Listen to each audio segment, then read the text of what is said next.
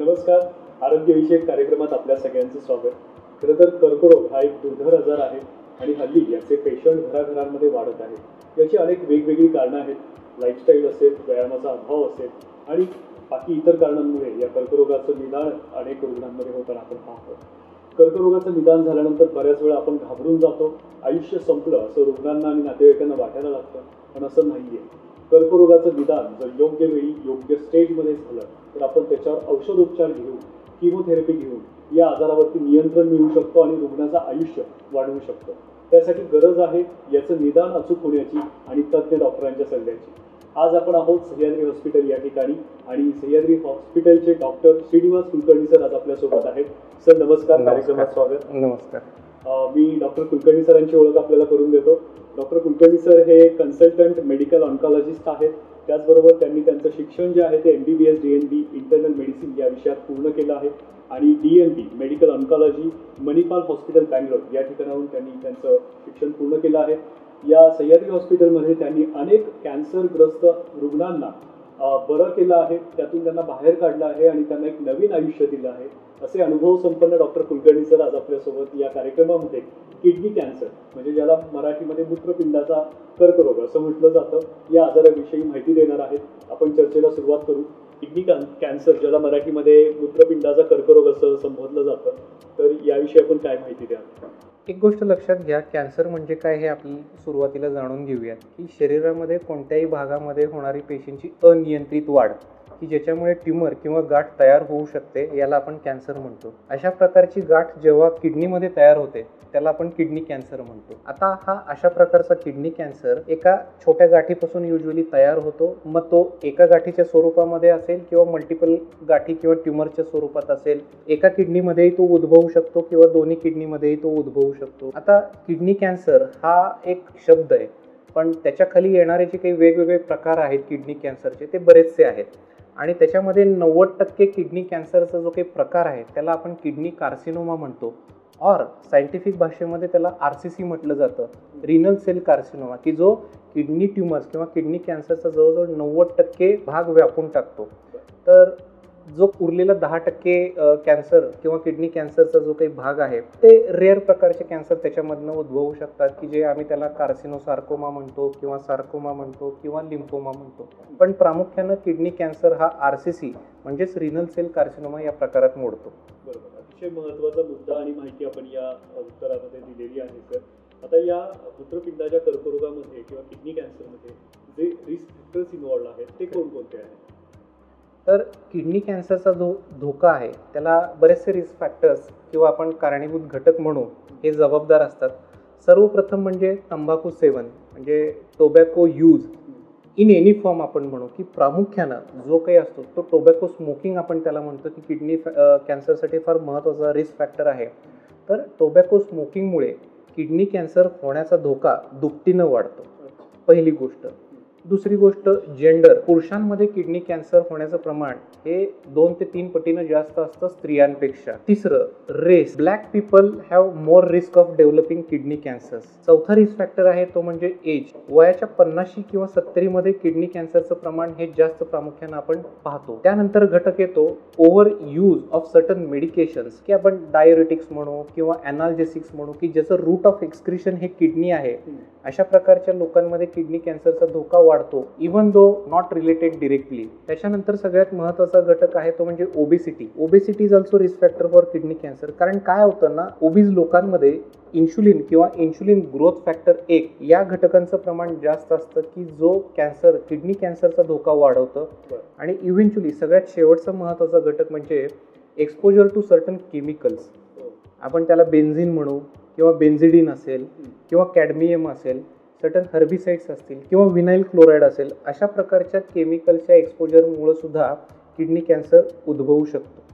Doctor sir, अतिशय महत्त्वाचे जे रिस्क फॅक्टर्स आहेत ते आपण या ठिकाणी विस्तृतपणे सांगितले ज्यामुळं किडनी कॅन्सर उद्भवण्याची शक्यता असते. आता या किडनी कॅन्सरमध्ये मूत्रपिंडाच्या कर्करोगाची सुरुवातीची जी लक्षणं आहेत ती कोणती आहेत? सो किडनी कॅन्सरची जी लक्षणं असतात, कॅन्सर तुमच्यासमोर कोणत्या माध्यमातून प्रेझेंट होतो किंवा कोणत्या प्रकारे प्रेझेंट होतो याच्यावरून त्याची लक्षणं आपल्याला पाहायला मिळतात. सर्वप्रथम दोन प्रमुख लक्षणं असतात किडनी कॅन्सरची, ती म्हणजे लघवी वाटे रक्त जाणं. ते सुरुवातीलाही जाऊ शकतं किंवा लघवी करताना लघवीच्या मध्यातही जाऊ शकतं किंवा नंतरही जाऊ शकतं. दुसरी गोष्ट आहे पोटामध्ये दुखणं, ओटी पोटामध्ये दुखणं असेल किंवा पोटाच्या एखाद्या भागामध्ये दुखणं असेल, तर ही दोन प्रमुख लक्षणं आहेत की जेव्हा पोटामध्ये दुखतं आणि लघवीमधून रक्त जातं, त्या सिच्युएशन मध्ये तुम्हाला डॉक्टरांना कन्सल्ट करणं फार गरजेचं असतं. आता ही लक्षणं झाली जेव्हा कॅन्सर हा किडनी पुरताच मर्यादित असतो. पण आम्ही आमच्या प्रॅक्टिसमध्ये हेही पाहतो की किडनी कॅन्सर शरीराच्या दुसऱ्या भागांमध्येही पसरलेला आढळू शकतो. त्या सिच्युएशन मध्ये तो किडनी कॅन्सर शरीराच्या कोणत्या भागामध्ये पसरलेला आहे त्यावरूनही आपल्याला काही लक्षणं पाहायला मिळतात. उदाहरणच द्यायचं झालं तर जेव्हा किडनी कॅन्सर फुफ्फुसामध्ये पसरतो तेव्हा तुम्हाला खोकला असेल किंवा दम लागणं असेल किंवा फुफ्फुसामध्ये पाणी तयार होणं असेल, अशा प्रकारच्या आपल्याला गोष्टी समोर येऊ शकतात. जेव्हा हा किडनी कॅन्सर हाडांमध्ये पसरलेला असतो तेव्हा बॅक पेन होणं किंवा तो पर्टिक्युलर सांधा दुखणं किंवा ती हाडं दुखणं, अशा प्रकारची लक्षणं आपल्याला दिसू शकतात. सो भूक न लागणं, वजन कमी होणं, आपण त्याला अनइंटेन्शनल वेट लॉस म्हणू की बाबा कुठल्याही प्रकारे प्रयत्न करत नसतानाही वेट लॉस होतो. भूक न लागणं, वजन कमी होणं, ही आपल्या कुठल्याही प्रकारच्या कॅन्सरची लक्षणं असू शकतात की जी आपण किडनी कॅन्सरमध्ये सुद्धा इन्क्लूड करू शकतो. आता याचं डायग्नोसिस हा एक महत्त्वाचा भाग आहे या दरम्यान, तर याचं निदान करण्यासाठी काय पद्धत आहे, कसं केलं जातं? आता जशी आपण लक्षणं पाहिली तर अशा प्रकारची लक्षणं कोणत्याही पेशंटमध्ये किंवा रुग्णामध्ये आढळल्यास सर्वप्रथम तुम्ही डॉक्टरांकडे जाणं फार महत्त्वाचं असतं. डॉक्टरांकडे जाऊन बेसिकली प्राथमिक तपासणी फार महत्त्वाची असते, ज्याला आम्ही क्लिनिकल चेकअप म्हणतो किंवा फिजिकल एक्झामिनेशन म्हणतो. की बेस्ड ऑन फिजिकल एक्झामिनेशन किंवा चेकअप तुमचे जे डॉक्टर्स आहेत ते तुम्हाला काही रिलेव्हंट इन्व्हेस्टिगेशन सांगू शकतात की ज्याच्यामध्ये बेसिक ब्लड इन्व्हेस्टिगेशन्स आल्या, लघवीची तपासणी आली किंवा पोटाची सोनोग्राफी करणं, ह्यासारख्या चाचण्या आल्या. Based on the initial workup आणि क्लिनिकल एक्झामिनेशन तुम्हाला तुमचे डॉक्टर ॲडिशनल इन्व्हेस्टिगेशनसुद्धा सजेस्ट करू शकतात की ज्याच्यामध्ये CT स्कॅन आला, पोटाचा CT स्कॅन आला, त्याच्यामध्ये ओटी पोटाचा असेल किंवा छातीचा CT स्कॅन असेल, अथवा ज्या फॅसिलिटीजमध्ये किंवा जिथं जिथं शक्य आहे आणि कुठे ना कुठेतरी किडनी कॅन्सरचा तुम्हाला संशय आहे, अशा प्रकारच्या पेशंट्समध्ये सुद्धा पूर्ण शरीराचा स्कॅन की ज्याला आपण म्हणतो होल बॉडी पेट CT स्कॅन सुद्धा ॲडवाईज केला जातो. So it depends on the consultants preferences, available facilities, की तुम्ही ज्या सेटअपमध्ये आहात किंवा तुमच्या आजूबाजूला आरोग्य व्यवस्था किती स्ट्रॉंग आहे यावरती त्या गोष्टी अवलंबून असतात. पण बेसिक सगळ्यात सर्वप्रथम सांगायचं झालं, डॉक्टरांकडे जाणे, काही रक्ताच्या चाचण्या करणे, बेसिक स्कॅन्स, सोनोग्राफी किंवा CT स्कॅन करणे आणि ॲडव्हान्स टेस्टिंग ज्याला आपण म्हणू पेट स्कॅन, तर या स्वरूपातल्या चाचण्या आपल्याला किडनी कॅन्सरच्या निदानापर्यंत पोहोचण्यास मदत करतात. ह्या सगळ्या चाचण्यांच्या आधारावरती जर तुम्हाला कुठल्याही प्रकारची किडनीमध्ये गाठ आढळली तर पुढची चाचणी असते किडनीची बायोप्सी करणं. हा ज्या त्या डॉक्टरांनी ज्या त्या क्लिनिकल सेटिंगमध्ये घ्यायचा निर्णय असतो. बऱ्याच वेळेला आम्ही पाहतो की खूप मोठा किडनी मास असतो, पेट स्कॅनवरती दुसरीकडे कुठेही आजार पसरलेला नसतो. त्या केसेसमध्ये बऱ्याच वेळेला जे ट्रीटिंग डॉक्टर्स असतात ते किडनी काढणं प्रेफर करतात आणि त्याचा जो हिस्टोपॅथॉलॉजी रिपोर्ट असतो त्याच्यामधूनही तुम्हाला डायग्नोसिस होतं. पण किडनी वाचवायची आहे, ट्यूमर फारसा मोठा नाही आहे, तुमचं डायग्नोसिस जे आहे ते अजून पूर्णपणे होत नाही आहे, त्या केसेसमध्ये मात्र आपण बायोप्सीचा पर्याय निवडतो की ज्याच्यामधून तुम्हाला निदानापर्यंत पोहोचण्यास मदत होते.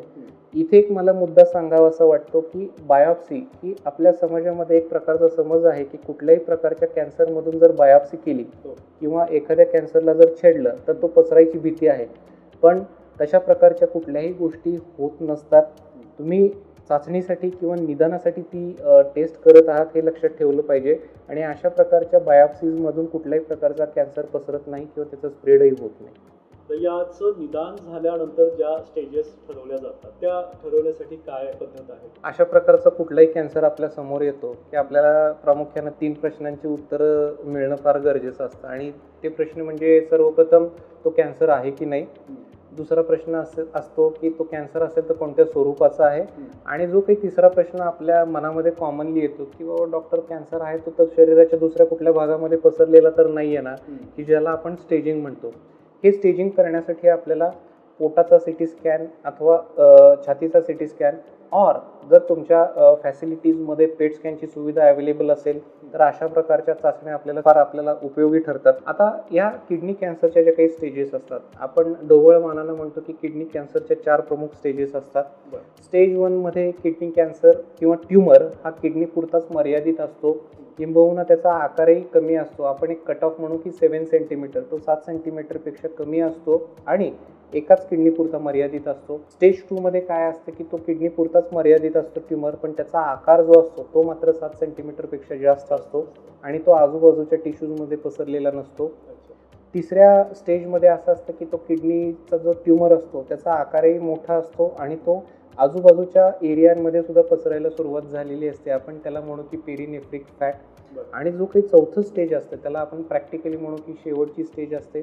त्या स्टेजमध्ये मात्र तो कॅन्सर जो आहे तो आजूबाजूच्या लिम्फ नोड नावाच्या ग्रंथींमध्ये असेल किंवा फुफ्फुसामध्ये असेल किंवा हाडांमध्ये पसरलेला असतो. सो बेसिकली अशा 4 प्रकारच्या स्टेजेस असतात.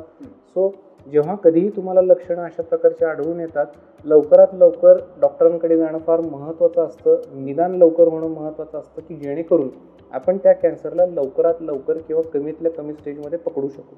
तर रुग्णांना जी भीती असते ती असते उपचारांची, किंवा असा प्रश्न असतो रुग्णांच्या मनामध्ये की या कॅन्सरवर आता उपचार होणार का आणि मी वाचणार का? तर ट्रीटमेंट प्रोसिजर जी आहे ती कशा प्रकारची आहे? किडनी कॅन्सरची जी काही ट्रीटमेंट असते ती पूर्णपणे त्या किडनी कॅन्सरच्या स्टेजवरती अवलंबून असते. जर तुमचा कॅन्सर स्टेज 1 मध्ये डिटेक्ट झालेला असेल, कदाचित तो ट्युमर काढणे किंवा किडनी काढणे इटसेल्फ कॅन प्रूव्ह क्युरेटिव्ह, म्हणजे पुढे काही करायची गरज पडत नाही.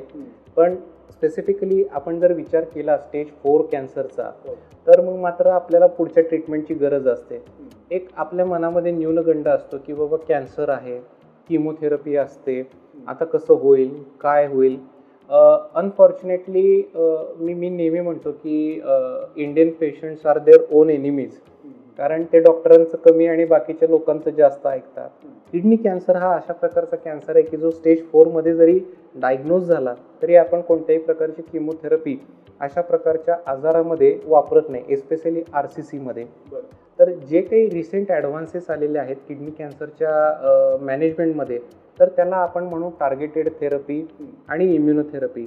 That targeted therapy can be in the form of tablets or in the form of injections. आणि इम्युनोथेरपी हा एक नवीन प्रकारचा आहे किडनी कॅन्सरमध्ये पेशंट्सना ट्रीट करण्यासाठी. Rather immunotherapy came up in a big way in the beginning in kidney cancer. तर ही immunotherapy म्हणजे काय असतं? इम्युनोथेरपी एक प्रकारची कॅन्सरची उपचार पद्धती आहे. एक लक्षात घ्या, आपल्या शरीरामध्ये ट्युमर सप्रेसर जीन्स नावाचा एक घटक असतो. तर तो सर्वांच्या शरीरामध्ये असतो, तो उपजत असतो तो. पण सगळ्याच पेशंट्समध्ये कॅन्सर होत नाही, काही ठराविक पेशंटमध्येच कॅन्सर होतो. तर असं का होतं? बेसिकली हे जे काही ट्युमर सेल्स असतात, these are very smart cells, की जी तुमची इम्युन सिस्टीम आहे शरीराची, त्या इम्युन सिस्टीमपासून लपून राहतात.